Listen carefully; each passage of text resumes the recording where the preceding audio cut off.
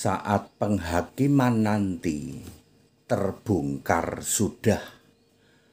Satu-satunya kitab suci itu cuman Alkitab. Saya Pendeta Tan Hoi Nai, Henry Tandianta, Master of Bibliology Studies. Bapak Ibu Saudara, di dalam kehidupan kita sehari-hari, bisa saja dan itu sah-sah saja.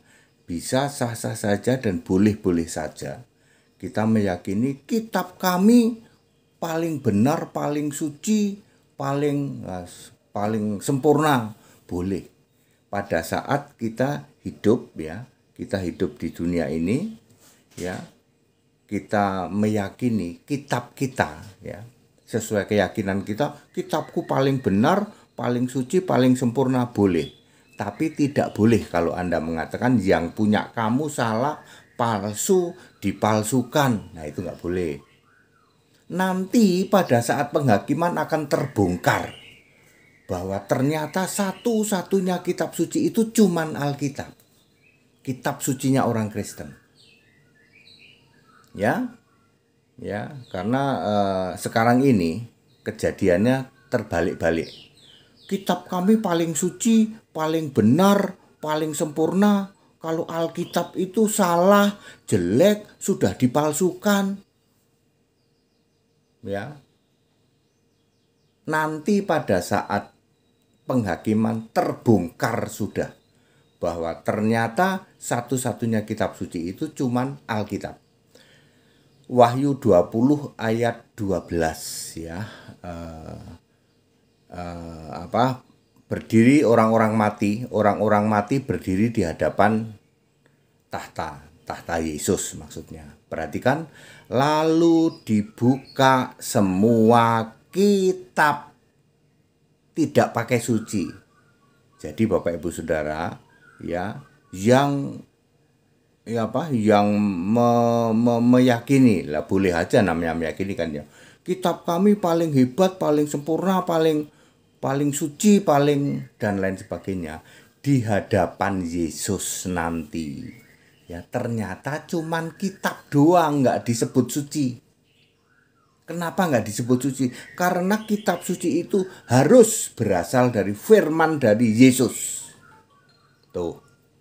Kitab suci itu harus berasal dari Yesus, firman yang keluar dari Yesus Allah. Itulah kitab suci.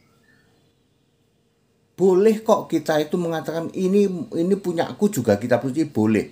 Tapi di hadapan Yesus nanti sebagai hakim adil hari kiamat barulah terbongkar. Ternyata kitab suci itu cuma satu, Alkitab. Kitab sucinya orang Kristen. Mohon maaf yang ngaku-ngaku Kristen yang katanya punya kitab suci juga, suci-sucian misalnya karangan Bapak Gereja nggak diakui itu.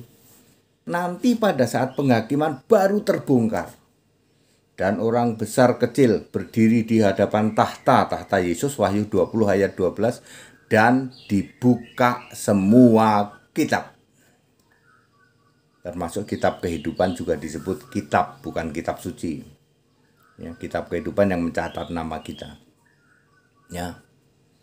Nggak nyangka ya Pak, ternyata yang kita suka secara berlebihan, sekali lagi secara berlebihan kita klaim kitabku paling suci, paling benar, paling sempurna, ini dia. Lalu Anda menjelek-jelekan kitab orang lain. Kitab orang lain itu salah, sudah dimodifikasi, terjemahannya salah, dipalsukan.